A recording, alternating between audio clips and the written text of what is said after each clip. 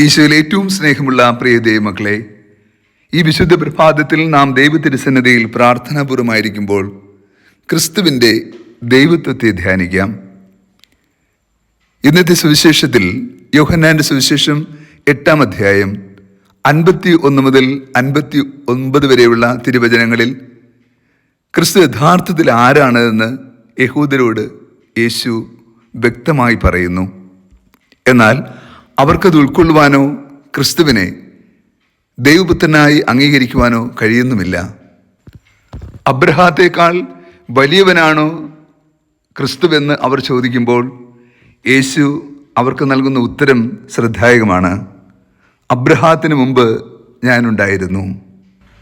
ക്രിസ്തു പിതാവായ ദൈവത്തിൻ്റെ വത്സലപുത്രൻ മാത്രമല്ല, അവിടുന്ന് പിതാവിൽ ഒന്നായിരിക്കുന്ന, പിതാവിനോടൊപ്പം ആദരിക്കപ്പെടേണ്ട, അംഗീകരിക്കപ്പെടേണ്ട കൃപയുടെ മഹത്വമാണെന്ന് വ്യക്തമാക്കുന്നു. മോസസ് മരുഭൂമിയിൽ ദൈവത്തിൻ്റെ പേര് ചോദിച്ചപ്പോൾ ദൈവം നൽകിയ ഉത്തരം ഇതായിരുന്നു: ഞാൻ ആകുന്നവനാകുന്നു. ഇന്ന് അതേ ഉത്തരം യേശു യഹൂദർക്ക് നൽകുന്നു: ഞാൻ ആകുന്നവനാകുന്നു. ഇസ്ലാം മത വിശ്വാസികൾ പലപ്പോഴും ക്രൈസ്തവരോട് ചോദിക്കുന്ന ഒരു ചോദ്യമുണ്ട്: ക്രിസ്തു എപ്പോഴെങ്കിലും ദൈവമാണ് എന്ന് വിശുദ്ധ ബൈബിളിൽ പറഞ്ഞിട്ടുണ്ടോ? ആ ചോദ്യത്തിൻ്റെ ഉത്തരം കൂടിയാണ് ഇന്നത്തെ സുവിശേഷം. ക്രിസ്തു അസന്നിഗ്ധമായി തന്നെ വ്യക്തമാക്കുന്നു: ഞാൻ ആകുന്നവനാകുന്നു, അഥവാ ഞാൻ യഹോവയാകുന്നു. പിതാവായ ദൈവവും പുത്രനായ ദൈവവും സത്യയിൽ ഏകനാണ് എന്ന സത്യത്തെ ഏറെ ധ്യാനാത്മകമായി ചിന്തിക്കേണ്ട, ധ്യാനിക്കേണ്ട, മനസ്സിലാക്കേണ്ട പാഠമാണ് ഇന്നത്തെ സുവിശേഷം.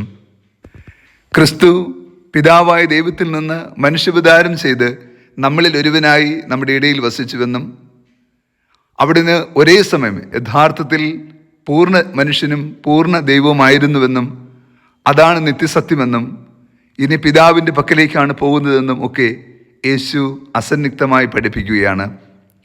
ക്രിസ്തു നൽകുന്ന ഈ കൃപയുടെ പാഠങ്ങൾ ശരിയായി ഉൾക്കൊണ്ടാൽ മാത്രമേ നമുക്ക് യഥാർത്ഥത്തിൽ യേശു ആരാണ് എന്ന് മനസ്സിലാവുകയുള്ളൂ. ഇന്നത്തെ പഠനം മാനുഷിക ബുദ്ധിയിൽ അത്ര എളുപ്പമല്ല. എന്നാൽ ദൈവത്തിൻ്റെ ആത്മാവിനാൽ പ്രേരിതരായി നാം ഈ സത്യങ്ങളെ പഠിക്കുവാൻ മനസ്സ് വെച്ചാൽ ക്രിസ്തു പഠിപ്പിക്കുന്ന യഥാർത്ഥ സ്വർഗീയ സത്യങ്ങളും പിതാവുമായുള്ള ക്രിസ്തുവിൻ്റെ ബന്ധവും പിതാവും പുത്രനും ആരാണ് എന്ന സത്യവും നമുക്ക് ഗ്രഹിക്കാനാകും. പരിശുദ്ധ ത്രിത്വത്തിൻ്റെ മഹത്വപൂർണമായ യാഥാർത്ഥ്യത്തെ ക്രിസ്തു നമ്മെ ഏറെ കൃപയോടുകൂടി പഠിപ്പിക്കുമ്പോൾ അത് ഉൾക്കൊള്ളുവാനുള്ള ഹൃദയവിശാലതയും സത്യം ഗ്രഹിക്കുവാനുള്ള ആത്മീയ ബലവും ആത്മാവിൻ്റെ ചൈതന്യവും നമുക്ക് ആർജിക്കാം.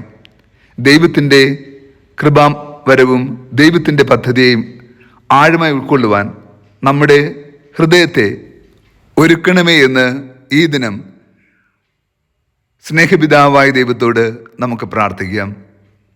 കർത്താവ് നിങ്ങളോട് കൂടെ. സർവശക്തനായ ദൈവം പിതാവും പുത്രനും പരിശുദ്ധാത്മാവും നമ്മെ സമൃദ്ധമായി അനുഗ്രഹിച്ച് ആശീർവദിക്കുമാറാകട്ടെ. ആമേൻ.